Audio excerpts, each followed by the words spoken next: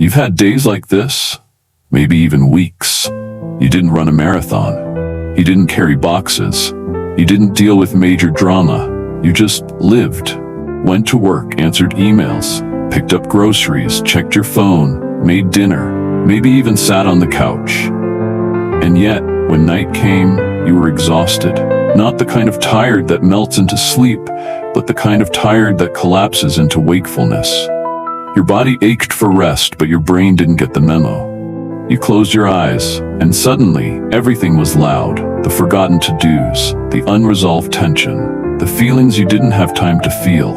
Like someone opened 50 tabs in your mind and walked away.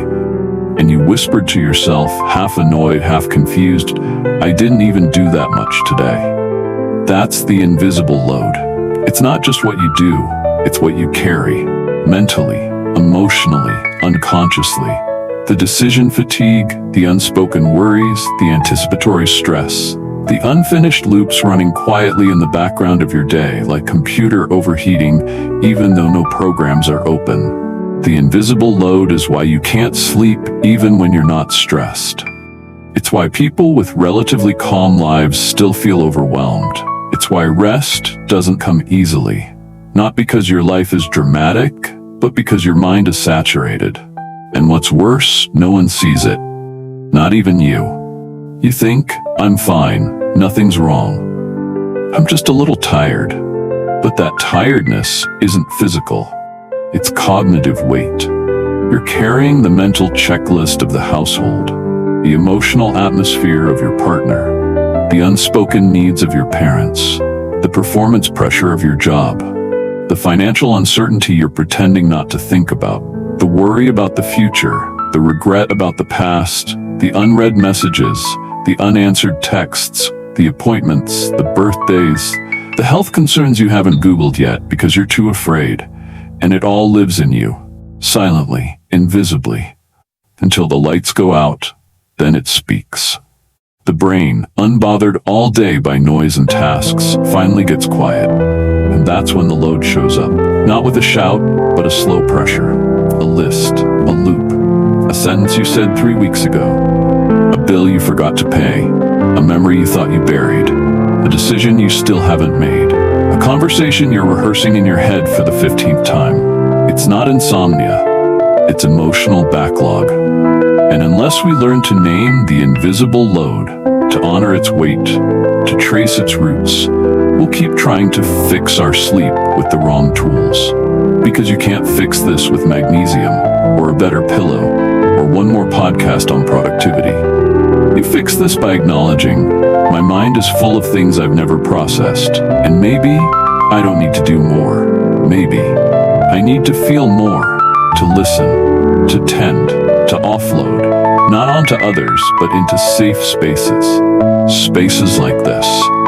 So if you've been feeling exhausted without explanation, if your nights are noisy even when your days are quiet, you're not broken. You're carrying too much.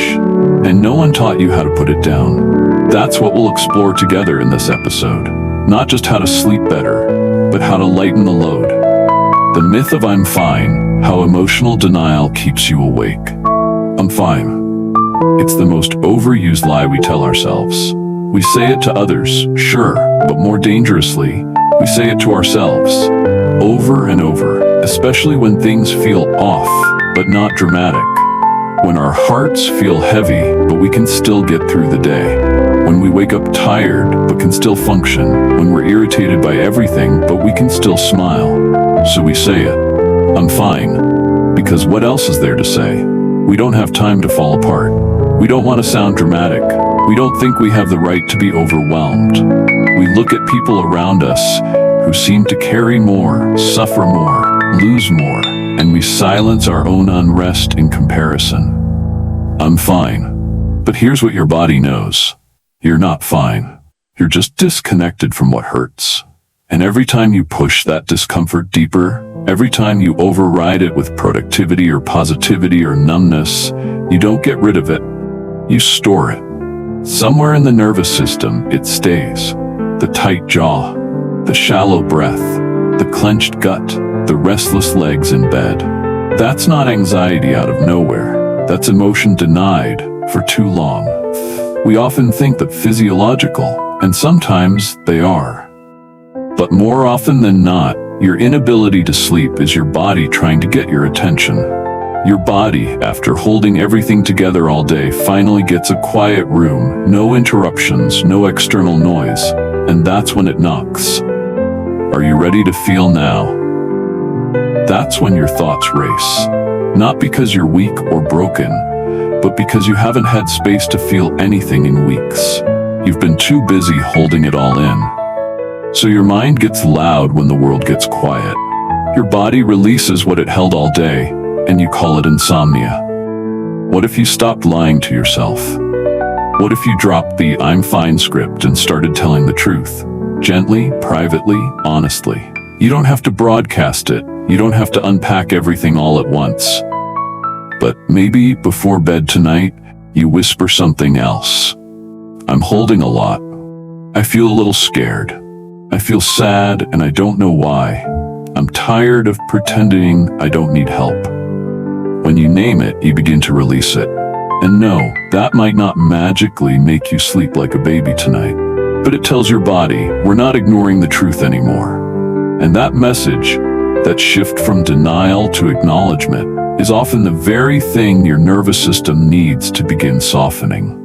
The myth of "I'm fine" is seductive because it lets you avoid discomfort, but it also robs you of restoration.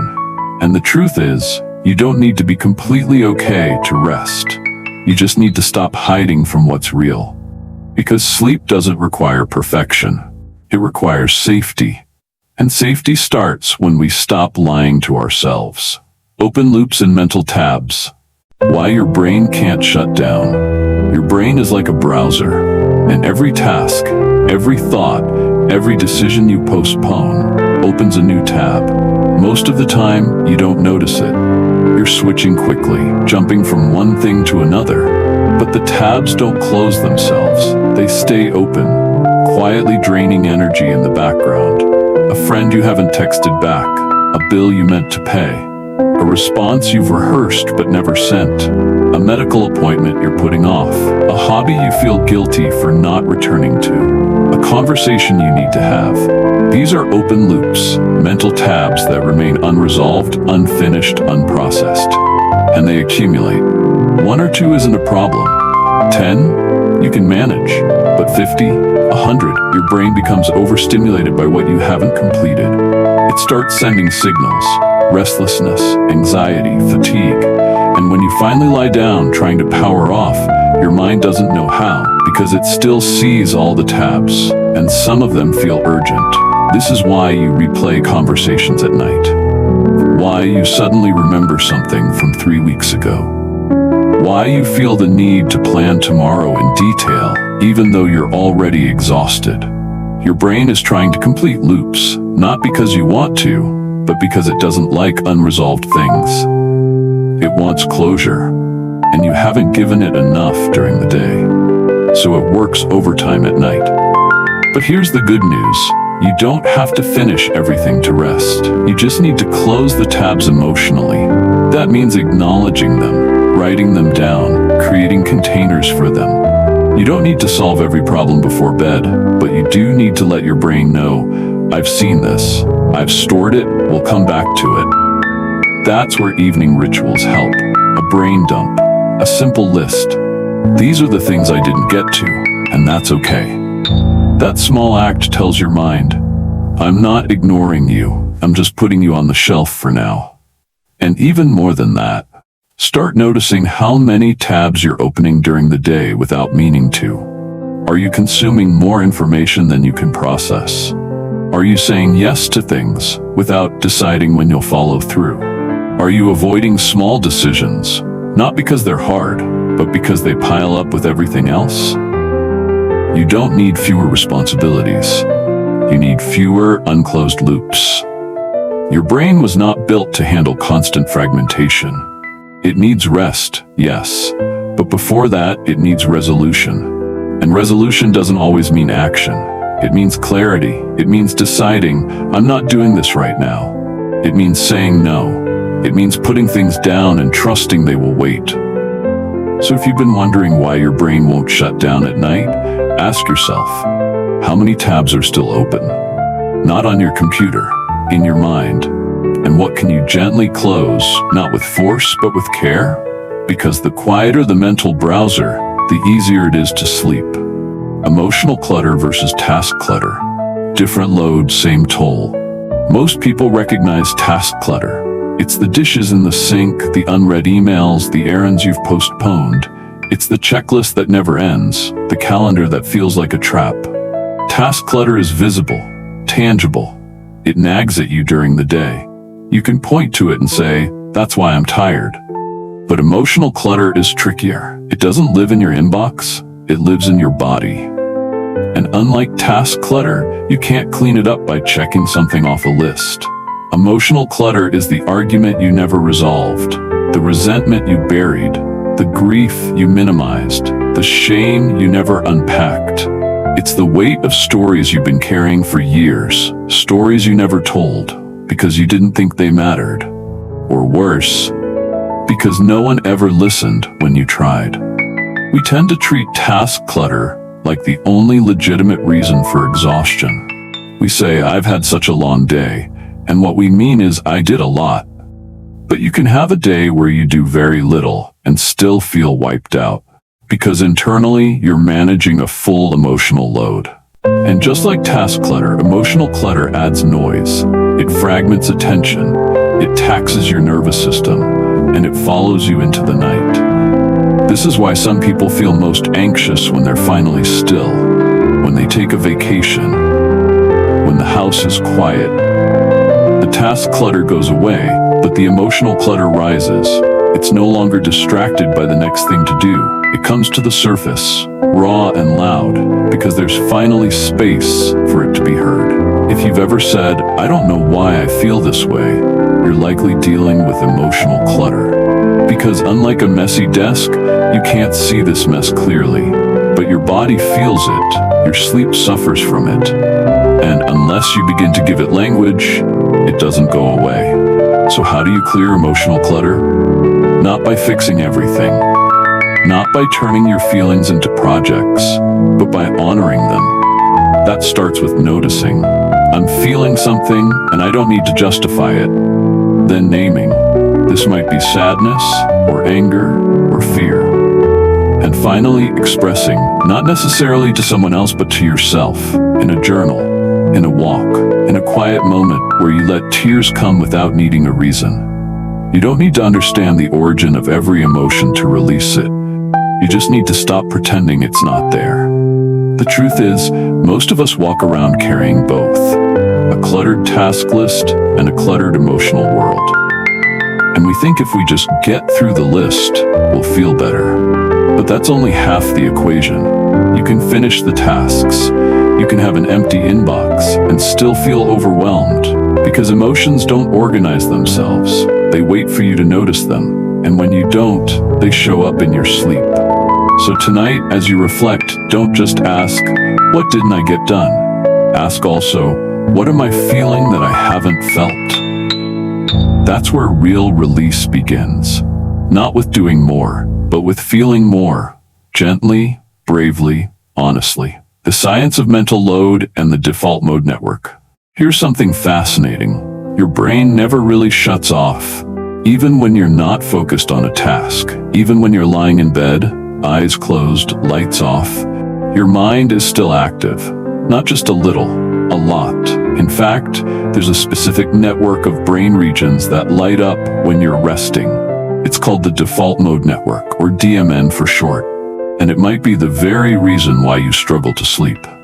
The default mode network is what your brain does when you're not doing anything in particular. When you're daydreaming, when you're reflecting, when you're mentally rehearsing a conversation, replaying a memory, imagining the future. The DMN is the background hum of consciousness, your mind's natural tendency to turn inward and wander.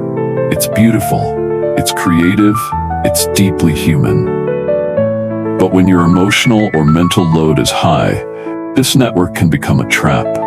Because the default mode network doesn't just activate idle musings, it amplifies rumination. It pulls unresolved thoughts to the surface. It replays your mistakes. It forecasts worst-case scenarios. And unlike task-based thinking, you don't always notice when it's happening. You just feel stuck in your own head, spinning, thinking about things you thought you forgot, worrying about what hasn't even happened. During the day, you can override the DMN with activity. You answer emails, you cook, you scroll, you talk. All of that activates the task-positive network, the parts of your brain responsible for focus and problem-solving. But when night comes, when all the doing stops, the default mode takes over. And if your emotional world is cluttered, if you've been holding stress, regrets, unresolved conversations, unspoken fears, the DMN becomes the stage for all of them to show up. It's not malfunctioning, it's doing exactly what it was designed to do. Process, reflect, integrate. But without tools or rituals to manage your emotional life, this process becomes overwhelming. You don't experience peace, you experience spirals. Here's where it gets even more interesting. Studies show that people with chronic insomnia tend to have hyperactivity in the DMN. Their brains, even at rest, don't feel at rest. They're stuck in internal dialogue loops. And what often helps isn't sedation, it's integration. Practices that help you complete thoughts, not just suppress them. This is why mindfulness, journaling, therapy, and slow reflective movement are so effective. They're not just relaxing. They complete the loop. They help your DMN process instead of spiral. So if you're lying awake at night, wondering why your brain won't shut up, the problem isn't the noise. It's the backlog. It's what hasn't been felt, hasn't been expressed, hasn't been named. And your default mode network is trying to sort through it all in the dark, alone. The good news? You can begin supporting this part of your brain before bed. Give it space during the day. Let your thoughts have somewhere to go. Don't wait until midnight to process your emotions. Build rhythms that say, you don't have to carry this all into the night. Because when your mind feels safe to rest, your DMN softens too. Not by force, not by silence, but by presence. And that's when real rest can begin. Practices that release the load without finishing every task. There's a lie we've been sold, that rest must be earned, that you can only relax when the checklist is clear, when everything is done, when no one needs anything from you. But that finish line keeps moving, doesn't it? No matter how much you get done, there's always something left. One more message, one more dish, one more thought. So rest gets postponed again and again until it becomes unfamiliar, until you forget how to do it altogether. But here's the truth. Rest isn't something you reach after productivity. It's something you practice alongside it. And it doesn't require your life to be calm. It requires your permission to pause, even in the chaos. The mind holds tension when it doesn't feel complete. But complete doesn't always mean done. It can mean acknowledged, stored, moved gently to the side. That's what these practices are for. Not to fix your day, but to help you close the mental loops enough to sleep. Start here. The evening brain dump. Not a to-do list, a to-feel list. Sit with a journal and write whatever is swirling. Not in order, not in categories, just as it comes. I forgot to send the email. I'm worried about my dad. I feel guilty about yelling earlier. Let it all spill. No edits, no judgment. This isn't for solving, it's for clearing space. Then, choose one loop to close symbolically. That might mean texting someone, "Hey, I haven't forgotten about our conversation, let's talk next week." Or it might mean saying to yourself, "I won't figure this out tonight, and that's okay." A closed loop doesn't require a solution, it just needs to know it's not being ignored. Next, ground your body, because when your mind carries too much, your body stores it too. Try this. Stand barefoot for 60 seconds. Let your heels press into the floor. Feel your weight. Name the sensation, "I'm here." That simple act tells your nervous system, "I'm not floating in stress, I'm anchored." Add breath. Slowly. In for 4, hold for 4, out for 6. Longer exhales tell your vagus nerve, "We're safe now." And when the body feels safe, the mind begins to quiet, not instantly, but gradually, like a room settling after the music stops. Finally, say something kind, out loud or in your heart. I did enough for today. I don't have to hold everything right now. Rest is not weakness. Choose a phrase that feels like exhale. Let it become your nighttime mantra, a gentle boundary between the noise of the world and the silence you deserve. These practices are not magic. They don't erase your responsibilities, but they create space, emotional, cognitive, spiritual space. And in that space, rest becomes possible again. Not because you earned it, but because you finally made room for it. So tonight, before you reach for your phone again, before your mind starts sprinting into tomorrow, pause. Take 1 minute to release something. One thought, one pressure, one story. You don't need to finish the race. You just need to stop running.